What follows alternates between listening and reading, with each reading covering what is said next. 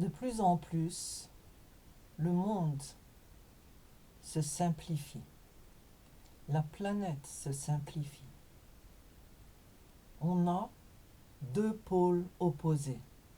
Comme on a le nord et le sud, maintenant nous avons le mal et le bien, la vérité et le mensonge, la paix et l'absence de paix, la violence, la destruction, la construction et la destruction. Et comme des pôles opposés, ils attirent les différentes nations vers eux, vers ces pôles. Et il y a toujours eu des oppositions. Mais aujourd'hui, elles sont vraiment en progression constante vers une simplification radicale de notre monde. Et en tant que chrétiens, nous savons que Jésus a dit « Si vous n'êtes pas pour moi, vous êtes contre moi ». Jésus a dit qu'il est venu apporter la paix. La Bible nous dit qu'il est notre paix, pas celle que le monde donne, mais celle que lui seul peut donner. Il est la vérité et il n'y en a pas d'autre. Et je veux vous inviter à regarder la politique, à regarder les événements à l'échelle internationale avec de nouveaux yeux, une nouvelle compréhension des choses. Et vous remarquerez, si vous suivez ces événements, que progressivement, il y a un alignement de part et d'autre. Et tout vient se cogner à cette pierre angulaire dont Jésus a parlé. Cette pierre d'achoppement qui va en faire tomber beaucoup. Et cette pierre, c'est Jésus-Christ, la vérité. Aujourd'hui, le Moyen-Orient est enveloppé dans la guerre. Et ça n'est pas un hasard que tous les pays s'attaquent à Israël, que ce soit avec des armements ou par la diplomatie, par les discours, par le soutien logistique. Et nous voyons que progressivement, de plus en plus de pays s'alignent du côté des ennemis d'Israël. Et pourquoi c'est important de parler d'Israël? C'est parce que c'est Israël où tout a commencé.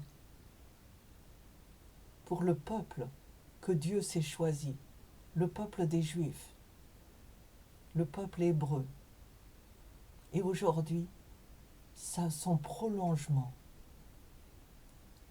c'est cet arbuste qui est greffé sur le peuple hébreu, la communauté des chrétiens, de ceux qui suivent Jésus-Christ comme leur sauveur. Et qu'est-ce qui se passe? La Russie s'est déclarée contre Israël. Les pays arabes, dans leur grande majorité, pas tous, mais dans leur grande majorité, se sont déclarés contre Israël. Israël est attaqué directement par un groupe terroriste qui est né dans le groupe des Arabes. Le Qatar, l'Égypte et beaucoup d'autres pays arabes sont contre Israël aujourd'hui. Et nous voyons que le reste de la planète se déchire entre l'un et l'autre. Mais très peu de gens, très peu de nations suivent Israël. Les États-Unis ont toujours soutenu Israël, mais nous voyons aujourd'hui qu'ils tournent le dos à Israël. Et la cause, c'est l'explosion de ce champignon qui est le monde arabe à l'intérieur des États-Unis et qui fait pression sur le président pour qu'il arrête de soutenir Israël. Et son discours de vendredi soir, ce vendredi qui vient de passer, juste à la fin de juin, a montré qu'il a maintenant tourné le dos à Israël. Pourquoi? Parce qu'il est seulement intéressé à lui-même et à sa réélection. Qui reste là? La France s'est déclarée contre Israël. La Norvège s'est déclarée contre Israël. L'Espagne et l'Irlande également. Et d'autres pays réfléchissent. La Grande-Bretagne, pour l'instant, est toujours du côté d'Israël, mais avec beaucoup d'hésitation. Et si nous regardons l'histoire, nous voyons comment les choses se sont formées, comment ce magma a grandi et s'est développé. Et à la fin des fins, quand les temps de la fin viendront à leur fin, c'est en Israël que Dieu reviendra en Jésus et que le dernier jugement aura lieu. Donc aujourd'hui, Dieu nous attire notre regard vers Israël et nous dit, qui choisirez-vous? Rappelez-vous, Dieu a dit à Abraham, en toi seront bénies toutes les nations. Ceux qui bénissent le peuple d'Abraham seront bénis. Ceux qui le maudissent ou qui travaillent contre lui seront maudits. Il n'y a pas de demi-mesure, il n'y a pas de compromis. C'est la vérité ou le mensonge. Le bien et le mal. Et je vous engage à choisir, comme la Bible a dit, choisissez aujourd'hui qui vous allez servir. Je mets devant vous la vie et la mort.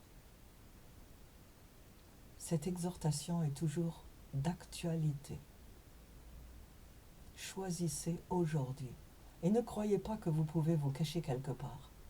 Il n'y aura bientôt plus d'endroit pour se cacher. Plus d'endroit. Parce que la lumière de Dieu pénètre partout. De Genèse à l'Apocalypse, nous découvrons qu'il n'y a pas d'endroit pour se cacher. Et vous ne pouvez pas vous dire, oh, ça ne me concerne pas. Si, ça vous concerne. Ça vous concerne au premier degré. Alors mes amis, lisez la Bible, lisez le Coran, qui est son antithèse. Pas seulement lire, mais étudier. Et ensuite, étudier l'histoire d'Israël. Parce que c'est l'histoire qui domine toutes les autres. Ne soyez pas des ignorants, parce que vous serez balayés. Soyez de ceux qui comprennent, de ceux qui connaissent, de ceux qui saisissent la sagesse avant qu'il ne soit trop tard. Alors, bonne lecture et bonne étude.